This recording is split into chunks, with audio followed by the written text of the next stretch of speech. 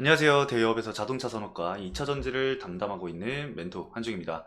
자, 오늘 성우 혜택 함께 보도록 할 건데요. 최근에 이제 급등락이 이뤄지면서 뭐 급등락까지는 아니지만 추세적으로 상승과 하락을 반복을 하면서 좀 박스권을 만들려고 하는 흐름을 보여주고 있습니다. 다행히도 이제 저점을 좀 높여가면서 차트 모양을 만들어가고 있는 추세인데, 앞으로 이 성우 혜택에 관한 어떤 이슈로 인해서 주가 상승이 좀 이뤄질 수 있을까라는 생각을 좀 해봤습니다.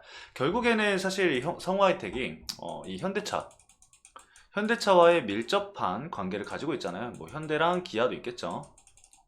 결국에는 이 둘의 이 글로벌 자동차 판매량 증가로 인해서 그 실적 부분의 모멘텀을 다시 성우하이텍이 좀 받지 않을까, 이런 생각에 결국엔 도달을 하게 되더라고요. 대부분 다 이런 생각을 하고 있지 않을까 싶은데, 이게 이제 많은 분들이 이렇게 생각을 하기 때문에 일부 매수세가 쏠릴 가능성도 높고, 그리고 실적 부분도 우리가 좀 체크를 해보면서 올해 실적이 어떻게 나올지 이런 부분도 좀 감안을 해봐야 되겠죠. 그래서 오늘은 이 성우 혜택 그 기술적 분석과 그리고 수급적인 부분들 함께 볼 거고요. 그리고 현대 기아 이슈를 한번 같이 뉴스를 살펴보도록 하겠습니다.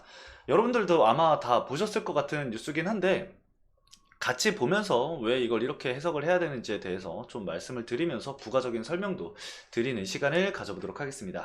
자, 그럼 본격적으로 이 성우 혜택 함께 보도록 하겠습니다.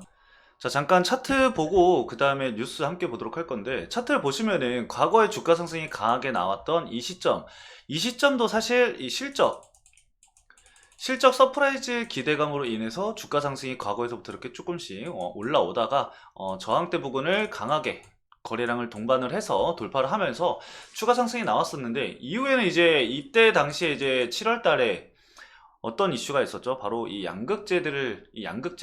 대장들의 이 하락세가 시작했던 그 이슈가 있었던 게 7월 달입니다.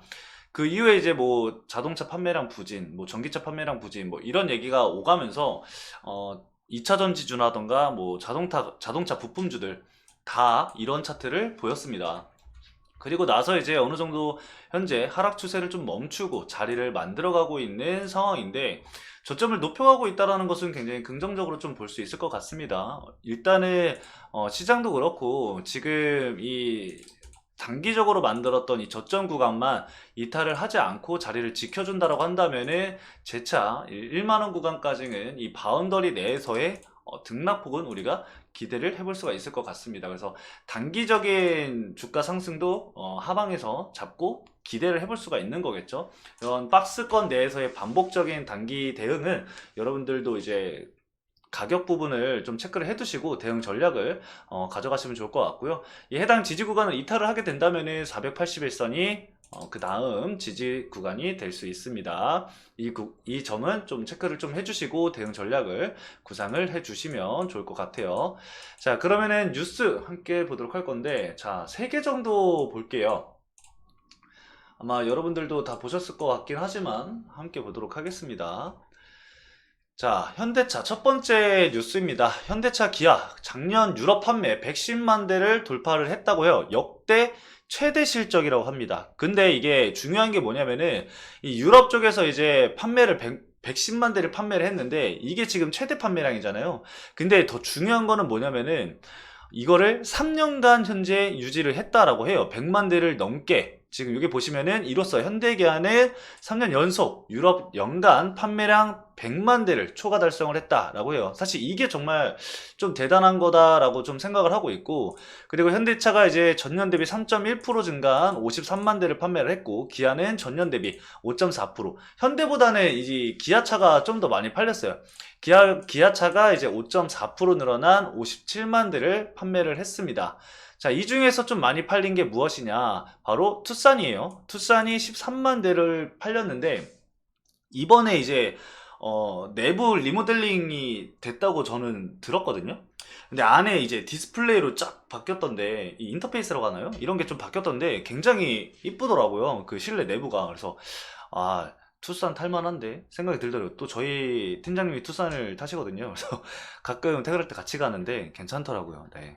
승차감도 나쁘지 않고. 네, 아무튼 자, 그 뒤를 이어서 이 점유율을 좀 보면은 지난해 점유율을 보면은 폭스바겐이 25.9%, 그 다음이 스텔란티스, 그 다음에 르노, 그 다음이 이제 현대그룹이었다고 합니다. 현대그룹이 이제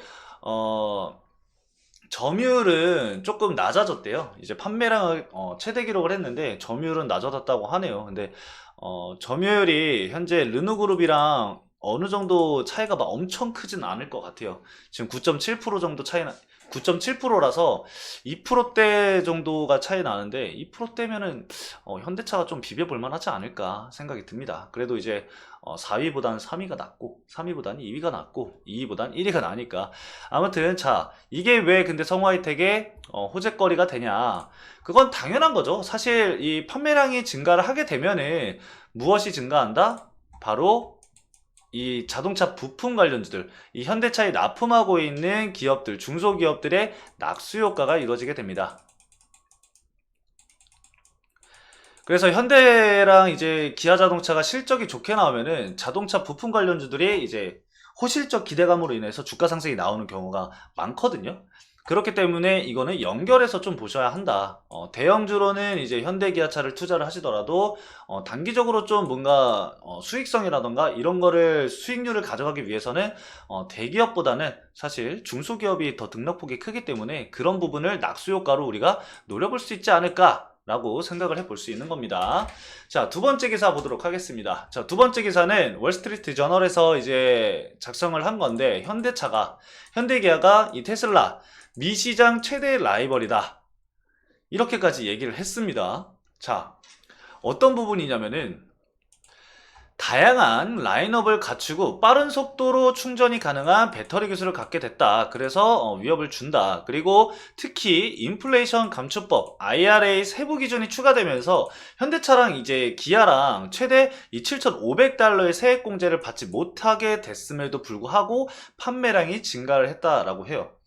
보조금을 받지 않고도 이 현대차를 선택을 했다라는 거죠. 그만큼 뭔가 세일즈라던가 아니면은 뭔가 전략이라던가 아니면 차량의 뭐 외관적인 게 요소가 될 수도 있는 거고, 아니면 차량 성능이 그 요소가 될 수도 있을 거지만, 어쨌든 이 판매량이 이 보조금을 받지 않고도 이 차를 선택했다라는 것은 그만한 메리트가 있기 때문에 선택을 한 게 아닐까. 그래서 점유율이 올랐기 때문에 현재 테슬라가 이 미국에서 이 현대차의 독주를 막지 못하고 있다라고 해요. 그리고 현대차는 테슬라가 이번에 또 역대 한파로 인해서 뭐 전기차 충전소가 뭐 테슬라의 무덤이 됐다, 뭐 이런 기사도 계속 나오더라고요. 그런 악재적인 부분을 타고 봤을 때는 뭔가 반사익을 받지 않을까라고 생각이 드네요. 그래서 참고를 좀 해주시면 될 것 같아요. 이것도 결국에는 현대기아차가 미국 내 전기차 생산 능력을 확대를 하고 있으면은 그만큼 판매량 대수가 늘어나는 거기 때문에 이것도 낙수 효과를 우리가 기대를 해볼 수가 있다 없다? 있다라고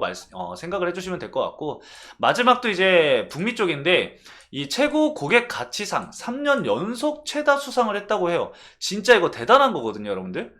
진짜 쉽지 않은 일인데 하고 있는 겁니다. 진짜 대단한 겁니다. 자, 어떤 부분이냐면은 이 미국의 시사 주간지 이 USA 뉴스 앤 월드 리포트가 발표한 2024년 최고의 고객 가치상 11개 부문 중에서 무려 7개를 현대 기아가 수상을 했다라고 해요.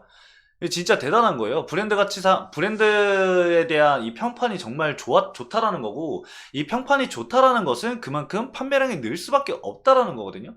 그러면 어떤 모델들이 좀 수상을 했느냐? 바로 아반떼 하이브리드, 아이오닉5, 투싼, 기아, 그리고 텔로라이드, 그리고 스포티지 하이브리드, 소울 등이 그거를 상을 받았다라고 합니다. 그래서 3년 연속 이 최고의 고객 가치상을 최다 수상 브랜드로 선정이 됐다라고 해요. 대단한 거죠. 저희 나라 기업이라서도 그런데 정말 자랑스럽습니다. 그리고 저는 기아차가 마크를 바꾼 게 조금의 신의 한 수가 아닐까. 옛날부터 사실 말이 많았잖아요. 이 현대기아 마크만 바꾸면은 엄청 더 차가 세련돼 보이고 이뻐 보일 거다 하면서 막 사람들이 마크 막 떼가지고 합성시키고 막 이랬었거든요. 그때 그걸 봤을 때도 저도 확실히 마크 차이가 좀 큰 것 같기도 하다라고 생각을 했었는데, 기아도 이제 큰 틀은 바꾸진 않았지만 옛날엔 좀 투박했다라고 한다면은 지금은 조금은 좀 깔끔하고 세련돼 보이는 그런 마크로 바꿔서 판매량이 조금은 늘지 않았을까 싶습니다. 물론 뭐 기술력도 있고, 그리고 이제 외관적인 부분들, 내관적인 부분들, 많은 기능들을 추가를 했기 때문에 판매량이 는 거겠지만, 이 고객들, 남자들의 또 이 마크 욕심은 버릴 수 없기 때문에.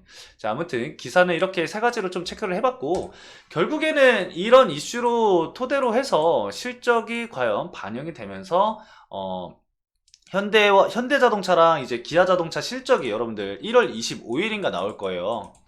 이때 이제 현대랑 기아자동차가 뭔가 서프라이즈를 보여준다던가 아니면 컨센서스 상회를 한다던가 이런 부분을 보여준다, 이런 퍼포먼스가 나온다 라고 한다면은 이 자동차 부품 관련주들 쪽으로 낙수 효과가 이루어질 것이다. 그런데 여기서 중요한 건 뭐다? 이 현대자동차의 이 성우하이텍은 독점적인 부품을 납품을 하고 있다 보다 범퍼레일을 사실 경쟁사가 없다라고 보시면 됩니다. 거의 독점적인 위치를 차지하고 있기 때문에 그에 따른 수혜를 이 성우하이텍은 가져갈 것이다 라고 볼 수가 있을 것 같습니다. 그래서 가격적인 레인지 여러분들 체크를 좀 해주시고요. 기관 쪽에서 오늘 금투 쪽에서 좀 매수세가 유입이 됐네요. 근데 외인 자금이 이탈한 건 조금 아쉽다 라고 생각을 할 수 있을 것 같아요. 그리고 60일 동안에 이제 매수세를 좀 따져보면은 NH투자증권이 80만 주를 가지고 있어요. 굉장히 많은 물량을 가지고 있는데 계속해서 물량을 늘려가고 있는 추세입니다. 현재 단기간 거의 한 달 동안 주가락이 이뤄지고 있는데, 그 주가락이 이뤄지고 있음에도 불구하고 매수세가 끊임없이 유입이 되고 있다라는 점은 굉장히 긍정적으로 좀 바라볼 수 있는 부분이다 라고 말씀을 드릴 수 있을 것 같고요. KB증권도 마찬가지로 좀 많은 물량을 가지고 있는데, KB증권은 지금 최근에 단기간 좀 일부 소량이지만 일부 차익 실현이 나왔다. 그리고 이제 대신증권도 마찬가지로 한 50만 주 정도 보유를 하고 있다 정도만 좀 체크를 해주시면 될 것 같습니다. 그 밑으로는 이제 키움이랑 미래에셋이 있는데, 키움이랑 미래에셋은 개인 창구라고 이제 체크를 좀 해주시면 되니까요. 앞으로 일단은 우리가 현대기아차의 이 실적, 이 부분까지는 지켜봐야 될 종목 중에 하나다 라고 말씀을 드리면서 오늘 영상 마치도록 하겠습니다. 여러분들 주말 잘 보내시고요. 저는 다음 영상에서 더 나은 퀄리티의 영상을 가지고 찾아뵙도록 하겠습니다. 감사합니다.